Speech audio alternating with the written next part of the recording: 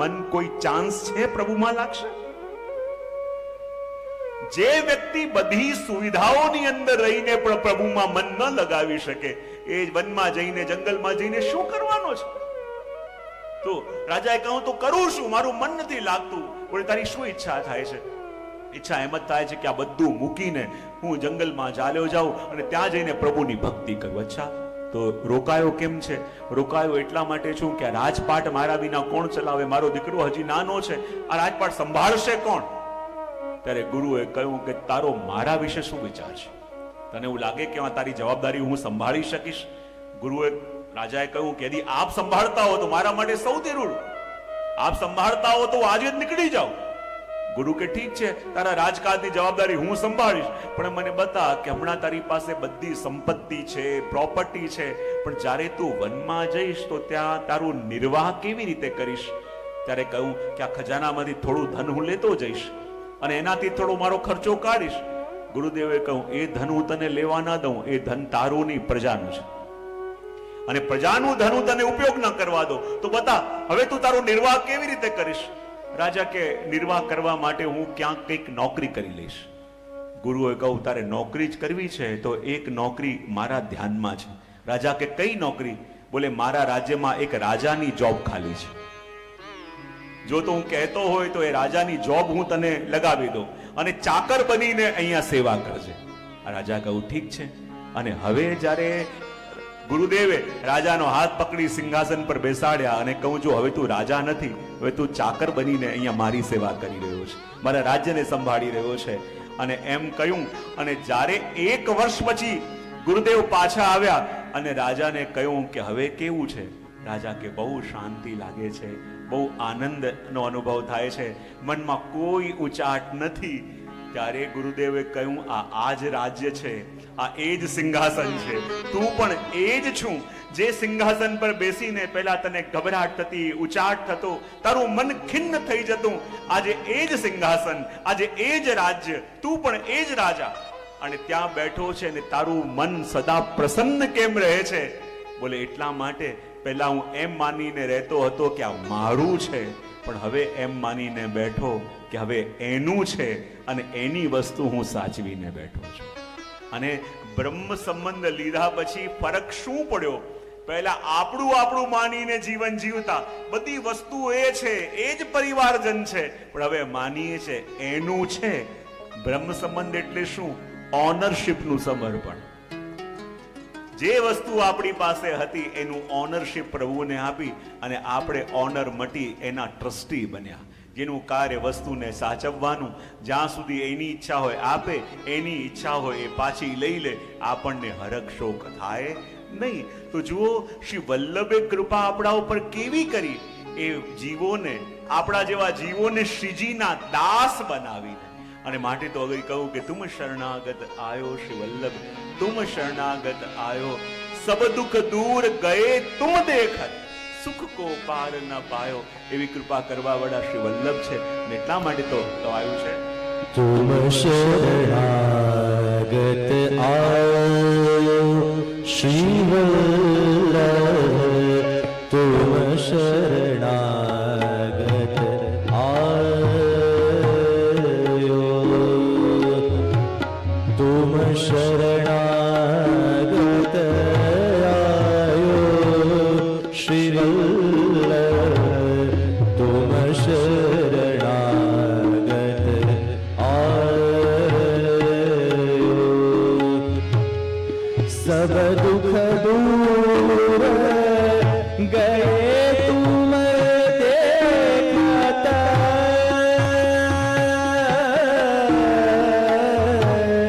સબ દુઃખ દૂર ગયે તુમ દેખત, સુખ को पार न पायो, सुख को पार न पायो श्री वल्लभ, तुम शरणागत आयो श्री वल्लभ, तुम शरणागत आयो.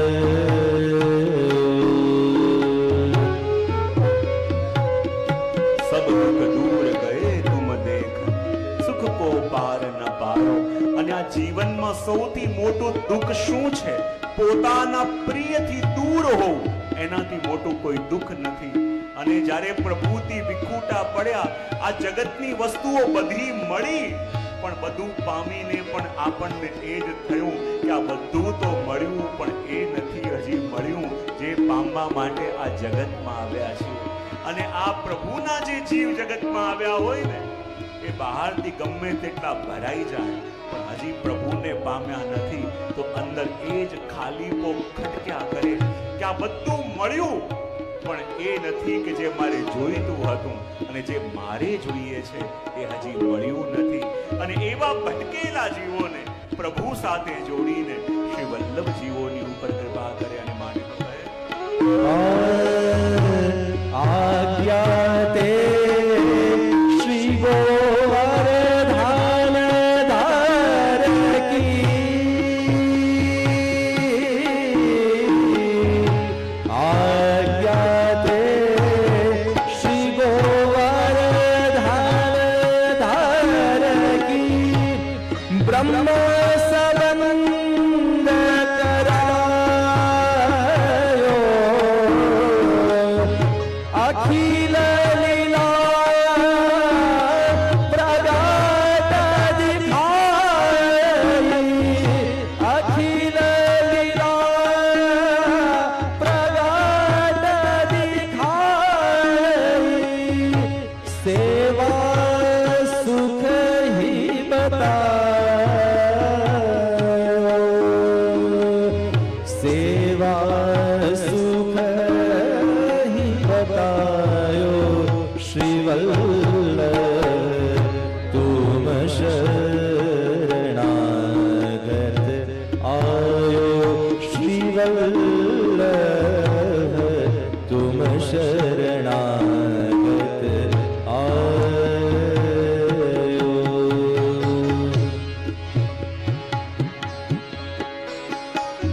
શ્રી ભાગવત સુરારસ મથ કે અપનો પંથ જતાયો, ऐसे उग्र श्री लक्ष्मण नंदन,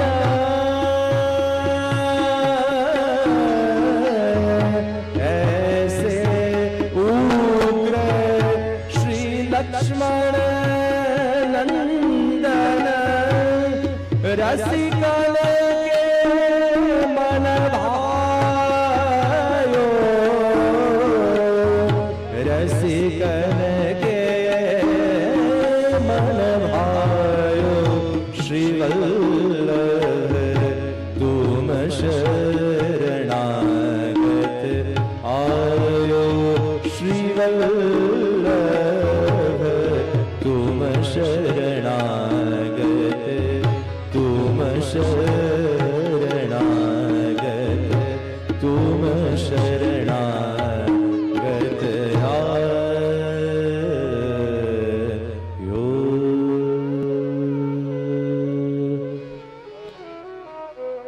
तुम शरणागत आयो श्री वल्लभ, सब दुख दूर गए तुम देखल, સુખ કો પાર ન પાયો. અને કહેવાય ને, જ્યારે શ્રી મહાપ્રભુજી જીવની ઉપર કૃપા કરે છે તો કેવી રીતે કરે છે. અને જુઓ, શ્રી મહાપ્રભુજીએ જીવની ઉપર કૃપા કરવા માટે પણ કહેવાય ને કે આ કૃપા સતત વરસતી રહે. આપે ગૃહસ્થાશ્રમમાં પણ પ્રવેશ કર્યો શ્રી વિઠ્ઠલનાથજીની આજ્ઞાને માન આપીને. અને ગૃહસ્થાશ્રમમાં પ્રવેશ કેમ કર્યો? હું કાયમ કહેતો હોઉં ને, કારણ કે ઉપદેશ કોને કરવાનો હતો? હા, જુઓ, કોઈ કેદ હોય અને એ કેદને તોડીને યદી કોઈ બહાર નીકળે તો એ જ કેદને તોડવાનો રસ્તો બતાવી શકે કે ન બતાવી શકે? હા કે ના તો પાડો. હું કાયમ કહેતો હોઉં કે જો ઉપદેશ આપો છે ગૃહસ્થીને, અને જ્યાં સુધી પોતે ગૃહસ્થીને કોઈ સમજે નહીં તો પછી એમને એમાંથી નીકળી પ્રભુમાં મન લગાવવાનો ઉપદેશ કેવી રીતે આપી શકે? જે વસ્તુ પોતે ફેસ ન કરી હોય એનો ઉપદેશ ન આપી શકાય. અને એટલા માટે શ્રી મહાપ્રભુજીએ પણ ગ્રસ્તાશ્રમનો સ્વીકાર કર્યો અને આ ગ્રહસ્થમાં રહીને પણ કેવી રીતે પ્રભુને પામવું, કેવી રીતે પ્રભુને જુઓ, બધું છોડીને જંગલમાં જતા રહેવું એ બહુ સહેલું છે, પણ આપણા વ્યવહારોને નિભાવતા આપણા બધા કર્તવ્યોને નિભાવતા લૌકિક અલૌકિકનું બેલેન્સ કરીને પ્રભુમાં મન રાખવું એ સૌથી મોટી સાધના છે. અને જેને ઘરમાં વૃંદાવન દેખાતું નથી ને એને વૃંદાવનમાં જઈને પણ વૃંદાવન મળતું નથી. અને શ્રી મહાપ્રભુજીએ કહ્યું કે જુઓ, પ્રત્યેક ઘરની અંદર ઠાકોરજી પધરાવ્યા. આપણે ત્યાં કહેવાય, ભાગવતમાં પ્રસંગ આવે છે ને કે જ્યારે બધા ગોપીજનો અને બધા બાળકો પ્રભુની સાથે આવતા ને બ્રહ્માજી બધા ગોપ બાળકોનું હરણ કરીને લઈ ગયા, અને બધાનું સ્વરૂપ જ્યારે પ્રભુએ ધારણ કર્યું અને પ્રભુ જ જ્યારે વાછરડા બની અને પ્રભુ જ બાળક બનીને ગોપીઓના ઘરે આવ્યા અને ગાયોની પાસે આવ્યા, તો પહેલા રોજ ગોપીઓની ભીડ નંદાલયની બહાર લાગતી, પણ હવે દેખાવાના બંધ થયા. યશોદાજીએ ગોપીઓને પૂછ્યું, પહેલા તો રોજ દોડી દોડીને આવતી, હવે કેમ દેખાતી નથી? ત્યારે એણે કહ્યું કે હવે અમારા ઘરમાં પણ એ સુખ મળે છે જે સુખ નંદાલયમાં મળે છે. અને મહાપ્રભુજીએ એ જ વિચાર કર્યો કે જે સુખ યશોદા મૈયાને મળે નંદાલયમાં, એ જ સુખ મારા પ્રત્યેક વૈષ્ણવને પણ એના ઘરમાં કેવી રીતે મળે. અને એ જ વિચાર કરીને આપે વૈષ્ણવના ઘરમાં એ ઠાકોરજીને પધરાવ્યા. અને જુઓ તો ખરા શ્રી વલ્લભની કેવી કૃપા! જે યશોદા મૈયાને પણ ઠાકોરજીની સેવા મળી તો માત્ર 11 વર્ષ અને 52 દિવસ મળી. પછી રડતા રહ્યા, તડપતા રહ્યા. એ પ્રભુની સેવા યશોદા મૈયાને મળી નથી. તો જે પ્રભુની સેવા યશોદા મૈયાને પણ 11 વર્ષ અને 52 દિવસ, એ પ્રભુની સેવા આખી જિંદગી માટે આપણા ઘરમાં પ્રભુ મહાપ્રભુજીએ પધરાવી દીધી. એનાથી મોટી કૃપા કેવી હતી? જે ચાહીએ આપણા પ્રભુને લાડ લડાવી દઈએ. જો હું કાયમ કહેતો હોઉં કે શ્રી વલ્લભે એવું સૌભાગ્ય આપણને આપ્યું કે એ જ પુષ્ટિ પુરુષોત્તમને જેને યોગીઓ આંખો બંધ કરીને હિમાલયમાં ગોતે છે કે એક ઝલક મળી જાય, જેની સેવા માટે લક્ષ્મીજી પણ ગોતતા ભૂતલ પર પધાર્યા, એ પ્રભુની સેવા જ્યારે આપણને આપણા હાથે કરવાનો અવસર મળે, એનાથી મોટી કૃપા શ્રી વલ્લભની આપણા ઉપર એના સિવાય બીજી કઈ હોઈ શકે? અને કેવી કૃપા!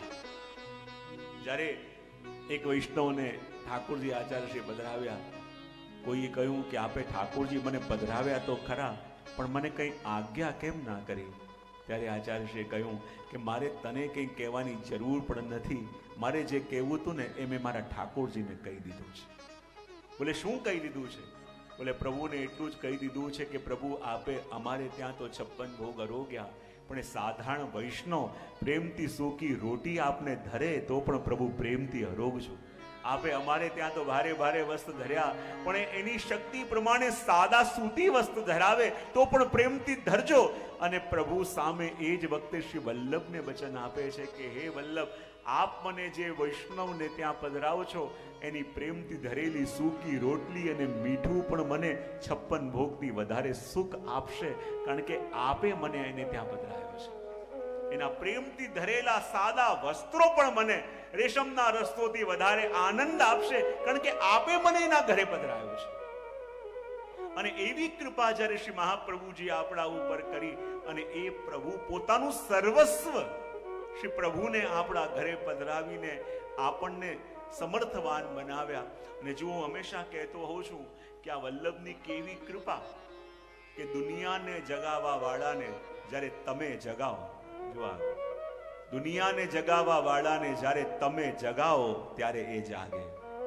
દુનિયાને અરોગા વાળાને જ્યારે તમે તમારા હાથે અરોગાઓ ત્યારે અરોગે. અને દુનિયાને પહોળાવા વાળાને તમે તમારા હાથે પહોળાવો ત્યારે એ પહોળે. અને એ જગતનો નાથ જ્યારે તમારા આધીન થઈને તમારા ઘરે પધારે, એનાથી મોટી કૃપા બીજી કઈ હોઈ શકે? હું તો કાયમ કહેતો હોઉં છું કે આપણે કહેતા હોઈએ છીએ કે હા અમે તો પ્રભુને આધીન, પણ હું હંમેશા કહેતો હોઉં કે જોવા જઈએ તો તો ભક્ત અને ભગવાન બંનેમાં સ્વતંત્ર કોણ છે અને આધીન કોણ છે? હા,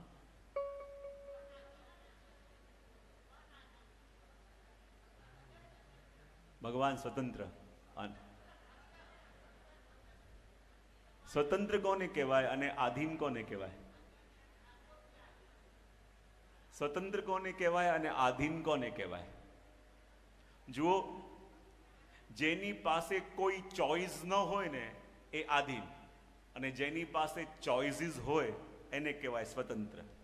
તો આપણા અને આપણા પ્રભુમાં કોની પાસે ચોઇસીસ છે અને કોની પાસે ચોઇસીસ નથી? હા, હવે જુઓ, તમે રોજ 6 વાગે કે 7 વાગે ઉઠતા હો, પણ સન્ડેનો દિવસ છે અને તમારે મોડે સુધી સૂતા રહેવું છે, તો ઘરે એક દિવસ પહેલા જ એલાન કરી દીધું કે કાલે હું મોડો ઉઠવાનો છું, તો કોઈએ જગાવવાનો પ્રયત્ન કરવો, ચાહે એને વિનંતી સમજો કે ચેતવણી સમજો, એમ એક દિવસ પહેલા કહી દેતા હોઈએ છે. તો રોજ 7 વાગે ઉઠતા હોય, પણ એક દિવસ 9, 10, કેટલા વાગે છે અહીંયા હૈદરાબાદમાં? કેટલા? 11. વાહ!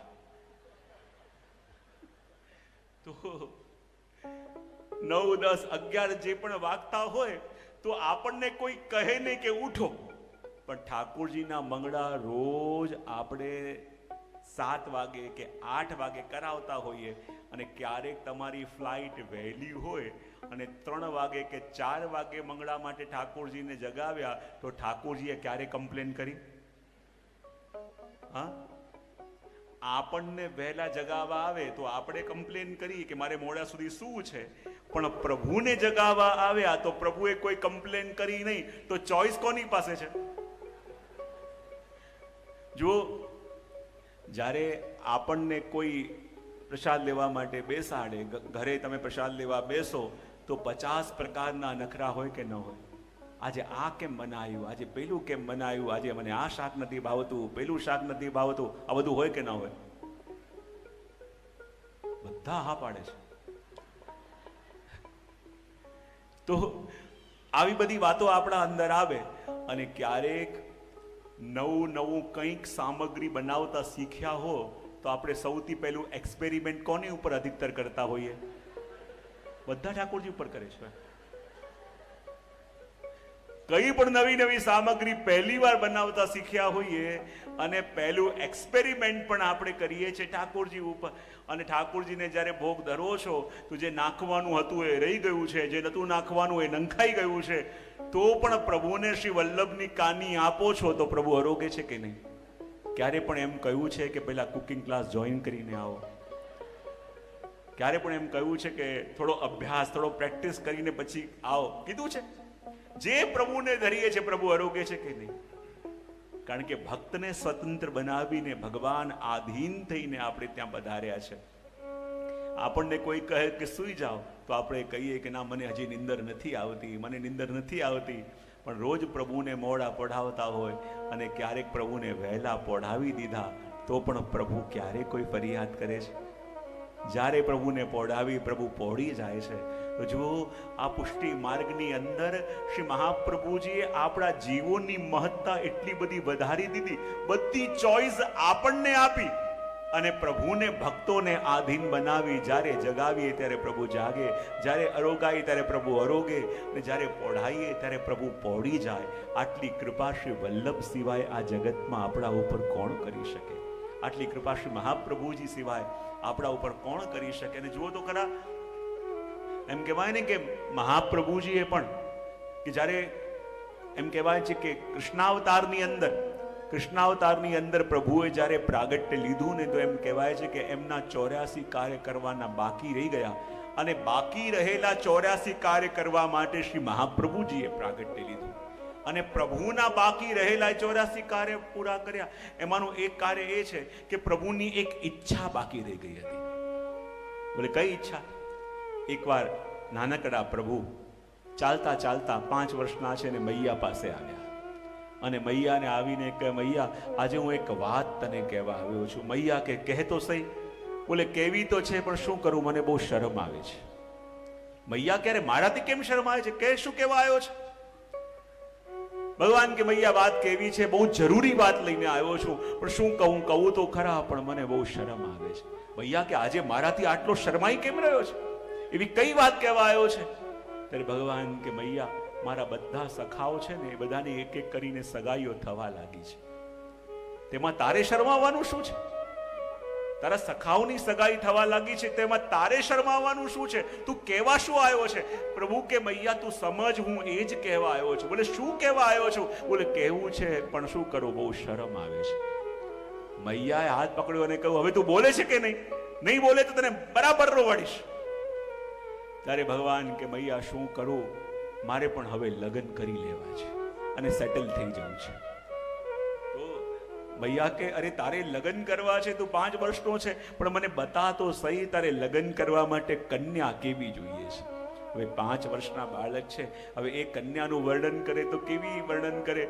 પ્રભુ કે મારે કન્યા એવી જોઈએ છે કે જે મને પોતાના ખોળામાં બેસાડી મને રોજ સ્નાન કરાવે, મને શિંગાર ધરે અને પોતાના હાથે મને અરોગાવે, અને જ્યારે બહાર જાય તો મને તેડીને જાય. મૈયાને ચક્કર આવી ગયા, આવી વહુ ક્યાં ગોતવી કે જે ખોળામાં બેસાડી સ્નાન કરાવે, શિંગાર કરે, પોતાના હાથે અરોગાવે અને જ્યારે બહાર જાય તો તેડીને જાય. હવે આવી કન્યા ક્યાં મળે? સારસ્વત કલ્પમાં એવી કન્યા યશોદા મૈયાને કોઈ દેખાય નહીં. પણ જ્યારે આ કલિકાલની અંદર મહાપ્રભુજી પ્રગટ્યા અને શ્રી વલ્લભ કહે કે પ્રભુનો એક મનોરથ અધૂરો રહ્યો છે કે એવી દુલ્હન પ્રભુને જોઈએ છે કે જે પોતાના હાથે સ્નાન કરાવે, પોતાના હાથે શૃંગાર પ્રભુના ધરે, પોતાના હાથે અરોગાવે અને જ્યારે બહાર જાય તો પ્રભુને તેડીને જાય. એ મનોરથ પ્રભુનો અધૂરો રહ્યો, તો એ મનોરથ પૂરો કેવી રીતે કરું? અને હરિરાય મહાપ્રભુજી કહે છે કે જ્યારે શ્રી વલ્લભે આપણો બ્રહ્મ સંબંધ પ્રભુ સાથે કરાયો, તો બ્રહ્મ સંબંધ શું છે? એ પ્રભુ સાથેના આપણા અલૌકિક લગ્ન છે. અને પ્રભુ સાથે આપણો અલૌકિક લગ્ન કરી પ્રભુને આપણા સ્વામી અને આપણને પ્રભુના દુલ્હન બનાવ્યા. અને જુઓ, જે મનોરથ પ્રભુનો અધૂરો રહ્યો હતો કે આપણે બધા જ્યારે બ્રહ્મ સંબંધ થયો, પ્રભુના દુલ્હન બન્યા, અને જેવી ઈચ્છા પ્રભુની હતી, જ્યારે તમે ઠાકોરજીને સ્નાન કરાવો તો પોતાના હાથે સ્નાન કરાવો, ખોળામાં પધરાવીને પોતાના હાથે શૃંગાર કરો, પોતાના હાથે વૈષ્ણવ પ્રભુને અરોગાવે, અને જ્યારે બહાર જાય તો એ ઝાંપીજી માથે પધરાવીને પ્રભુને તેડીને બહાર જાય. અને જે ઈચ્છા પ્રભુની સારસ્વત કલ્પમાં અધૂરી રહી ગઈ હતી, એ ઈચ્છા પ્રભુની શ્રી મહાપ્રભુજીએ જીવને બ્રહ્મ સંબંધ આપીને આ કલિકાલની અંદર સિદ્ધ કરી, આ કલિકાલની અંદર આપે જીવોની પૂર્ણ કરી. ને જુઓ, જ્યારે શ્રી મહાપ્રભુજી ભૂતલમાં પધાર્યા ને, જેટલા પણ આચાર્યો આવ્યા, દરેક વખતે તાત્કાલિન પરિસ્થિતિઓ કંઈક અલગ હતી. અને પરિસ્થિતિને સૌથી પહેલા એ આચાર્યોએ સમજી છે. અને એ વખતે જે પરિસ્થિતિ છે એમાંથી જીવનો ઉત્થાન કેવી રીતે કરવો, એના માટે એ આચાર્યોએ એ વખતે એ કદમ લીધા છે. કહેવાય શ્રી મહાપ્રભુજી જે સમય પધાર્યા, આપે સૌથી પહેલા સમાજનું વિશ્લેષણ કર્યું. આખા ભારતની 3 વાર પરિક્રમા કરીને આખા સમાજને સમજો કે સમાજની વિચારધારા કઈ તરફ જઈ રહી છે, સમાજનું દૃષ્ટિકોણ હમણાં શું છે, વ્યક્તિ સામે વાળો ક્યાં મૂંઝાયો છે. યદિ આપણે સમજી ન શકીએ તો એનું સમાધાન આપી શકાય. એ ક્યાં અટક્યો છે એ જાણી ન શકીએ તો ત્યાંથી આગળ જવાનો રસ્તો કેવી રીતે બતાવાય? અને મહાપ્રભુજીએ સમાજનું વિશ્લેષણ કર્યું, અને સમાજનું વિશ્લેષણ કરીને શું જોયું કે આ જગતની અંદર આટલી વસ્તુઓ હમણાં દેખાઈ રહી છે કે જીવો ધર્મથી વિરુદ્ધ આચરણ કરી રહ્યા છે, આચાર વિચારથી વિમુખ થયા છે, જીવહાના સ્વાદમાં અને વિષય ભોગમાં લીન થયા છે, મન વિક્ષિપ્ત થયું છે, અને ભ્રાંત લોકો સાથે રહીને એ પણ ભ્રાંત બન્યા છે. અને આવી પરિસ્થિતિમાં અટવાયેલા મનુષ્યોને જોઈને એમને ભગવત માર્ગમાં વાળવા માટે શ્રી મહાપ્રભુજીએ 6 સૂત્રી પોતાનું એક ઉપદેશ પ્રારંભ કર્યો. 6 સૂત્રી એટલે શું? સૌથી પહેલા આપે કહ્યું, યથાશક્તિ સ્વધર્મનું આચરણ કરવું. સ્વધર્મ આચરણમ શક્ય. યથાશક્તિ પોતાના ધર્મનું આચરણ કરવું. જો આપણે તેમ કહી દે ને કે આટલું આટલું આટલું બધું બધાએ કરવાનું છે, તો બધાની પરિસ્થિતિ સરખી છે કે અલગ અલગ છે? હા, યદી એમ જ કહે કે આ એક વસ્તુ જે છે, એક વસ્તુ બધાએ સરખી કરવાની છે, તો દરેકની અવસ્થા, દરેકની પરિસ્થિતિ, દરેકનું જીવન ધોરણ, દરેકનું રહેન સહેન અલગ છે. અને એટલે આપણે ત્યાં પુષ્ટિ માર્ગમાં જ્યારે આજ્ઞા પણ અપાય છે ને, તો એ સાર્વભૌમિક નહીં, વ્યક્તિગત પરિસ્થિતિ જોઈને આજ્ઞા અપાય છે. કોઈકની અંદર સામર્થ્ય વધારે કરી શકે, પણ કેટલાકની અંદર સામર્થ નથી, તો પોતાની શક્તિ પ્રમાણે ભલે થોડું કરો, પણ છતાં કરી લો. આટલું જ થશે એમ વિચાર કરીને કંઈ નહીં કરો, એના કરતા આટલું પણ કરી લો ને, એ વધારે કલ્યાણકારી છે કે નહીં? મારાથી આ નહીં થાય, આ નહીં થાય, આ નહીં થાય, આ બધું નહીં થાય તો ક્યારે પણ સમય અનુકૂળ આવવાનો નથી. જેટલું થઈ શકે, એક માળા થઈ શકે, ઠાકોરજીની સન્મુખ ખાલી સંસ્પર્શ કરીને સન્મુખ થઈ જાય, એટલું પણ થાય એટલું તો કરો. અને એટલે કહ્યું યથાશક્તિ સ્વધર્મનું પાલન કરવું. જો કોઈ પણ વ્યક્તિ એટલો બિઝી તો નથી કે પોતાના ધર્મ માટે કમથી કમ 10 મિનિટ તો કાઢી શકે કે ન કાઢી શકે? આ કે ના તો પાડો. આપણને એમ લાગે કે બહુ બિઝી છીએ, બહુ બિઝી લાઈફ છે, ટાઈમ મળતો નથી, ટાઈમ કાઢી શકતા નથી. એ પણ અષ્ટાક્ષરની કમથી કમ એક માળા તો કરી શકે કે ન કરી શકે? આ કે ના તો પાડો. કેટલી મિનિટ લાગે એમાં? 2 મિનિટ. ઠાકોરજી જ્યાં બિરાજતા હોય અને અવકાશ હોય, ઠાકોરજી શૃંગાર થઈ ગયા, કમથી કમ સંસ્પર્શ કરીને જવાનો આગ્રહ રાખી, ખાલી સંસ્પર્શ કરીને બહાર નીકળીએ તો કેટલો ટાઈમ લાગે? ક્યારેક સન્ડે છે, ચલો ઝારીજી ભરવાનો આગ્રહ રાખો, કેટલો ટાઈમ લાગે?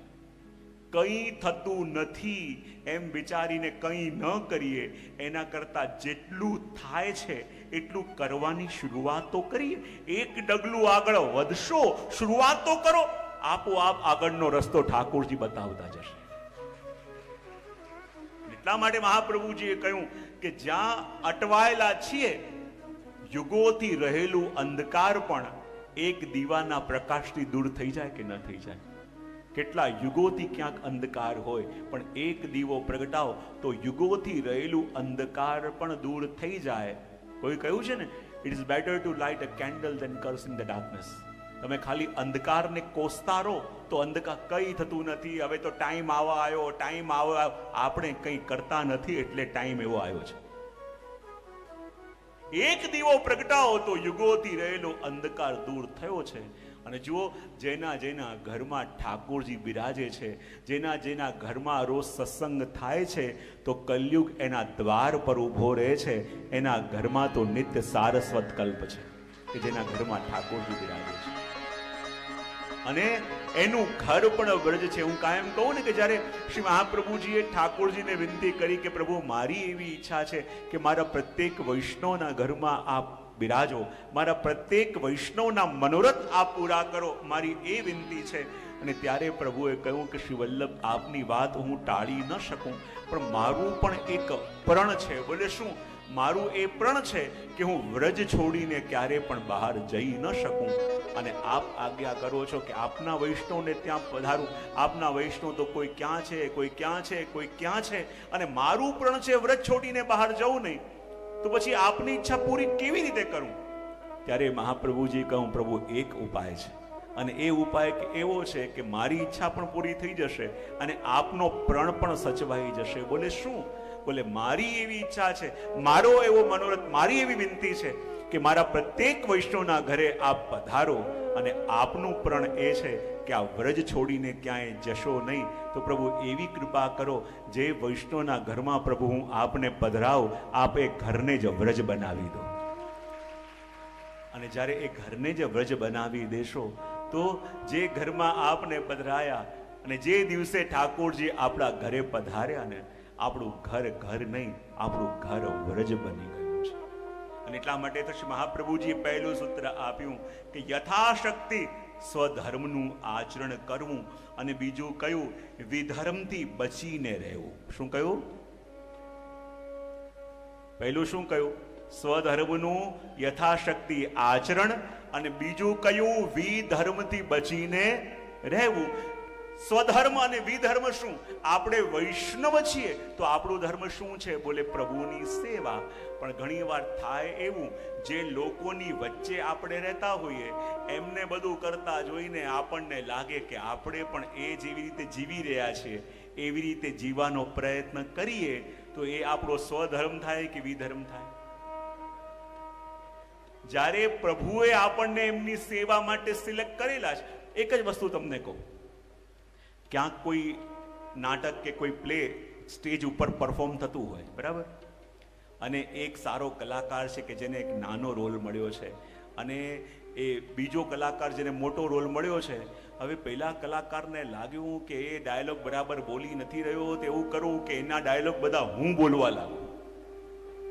હવે એ બીજો કલાકાર પોતાનો રોલ છોડીને બીજાના રોલને નિભાવવા લાગે, ગમે તેટલો સારો નિભાવે તો ઓડિયન્સ તાળીઓ પાડશે કે ટામેટા ફેંકશે? એને ગમે તેટલો રોલ સારો નિભાયો, પણ એનો સ્વધર્મ નહીં, એનું વિધર્મ છે.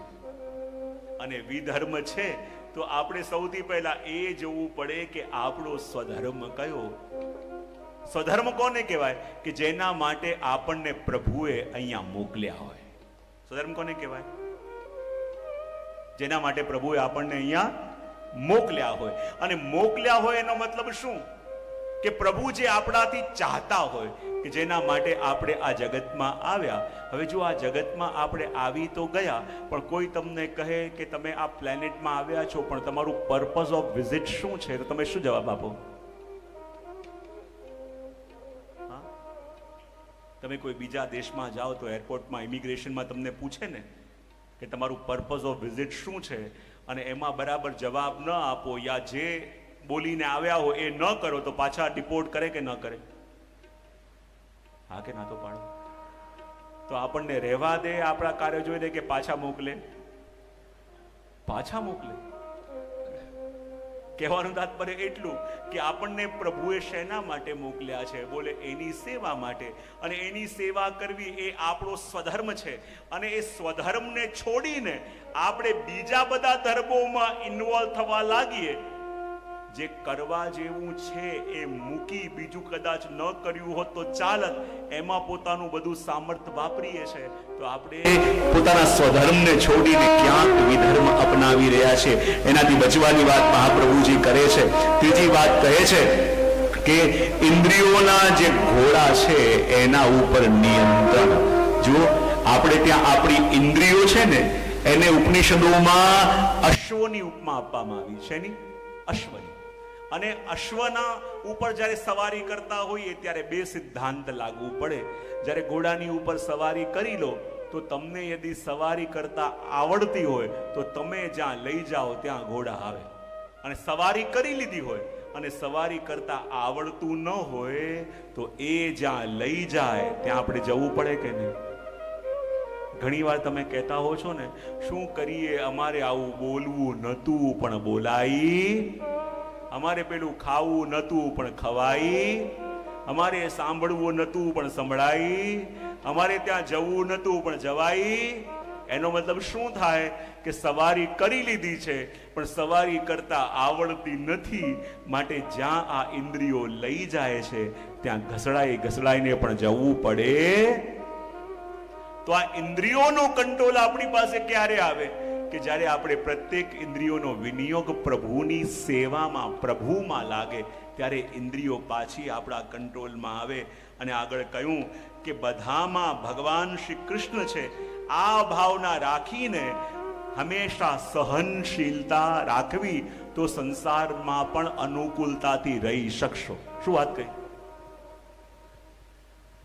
ફરી એકવાર આ વાક્ય જરા બધા બોલી જોજો. જો આ મહાપ્રભુજીના બધા મહાવાક્યો છે કે બધાની અંદર એ જ શ્રી કૃષ્ણ છે, એ ભાવના રાખીને સહનશીલતા હંમેશા આપણી અંદર રાખવી.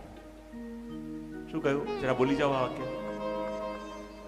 બધાની અંદર ભગવાન શ્રી કૃષ્ણ છે એમ માની સહનશીલતા રાખીને સામેવાળા સાથે વ્યવહાર કરવો.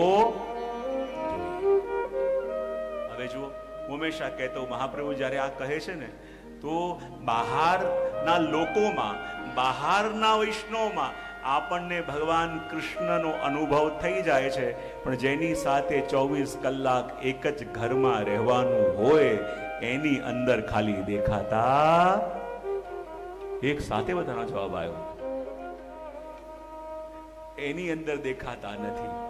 તો સૌથી પહેલા એક વસ્તુ યાદ રાખવાની, જે વૈષ્ણવ કોને કહેવાય? જે પ્રભુના અંદર તો ભગવત સ્વરૂપના દર્શન અનુભવ કરે છે, પણ જે પ્રભુથી જોડાયેલા જેટલા પણ જીવો છે એ દરેકની અંદર પણ એ જ કૃષ્ણને જુએ છે. તો જુઓ, અહીંયા એ વસ્તુ કઈ, જે પ્રભુની સેવા તમે કરો છો અને બહાર આવીને ઘરના લોકો ઉપર ઘાંટા પાડો છો, તો એ જ કૃષ્ણ એમની અંદર છે કે નહીં? હા, એક જગ્યાએ તમે સ્તુતિ કરો છો અને એક જગ્યાએ ઘાંટા પાડી કોઈનું ઇન્સલ્ટ કરો છો, તો એ ઇન્સલ્ટ વાસ્તવમાં તમે કરો છો કોનું? તો ક્યારે પણ પ્રભુની પ્રસન્નતાનો અનુભવ કરી શકશો? ક્યારે પણ પ્રભુની કૃપાનો અનુભવ કરી શકશો?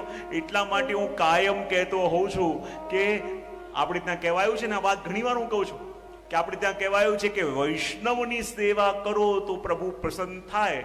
અને આપણે એ વાક્યને સાંભળીને પ્રયત્ન પણ કરીએ. જ્યારે મોટા ઉત્સવો હોય ત્યાં સેવા કરવા જઈએ, જૂઠા પતરાળા ઉપાડીએ, આમે કરીએ, પણ જ્યારે આપણને કહેવામાં આવ્યું છે કે વૈષ્ણવની સેવા કરી પ્રસન્ન કરો તો પ્રભુ પ્રસન્ન થાય, પણ કયા વૈષ્ણવ? બહાર વાળા નહીં, એ તો બરાબર છે, પણ જેની સાથે 24 કલાક આપણે આપણા ઘરમાં રહી રહ્યા છીએ એ વૈષ્ણવને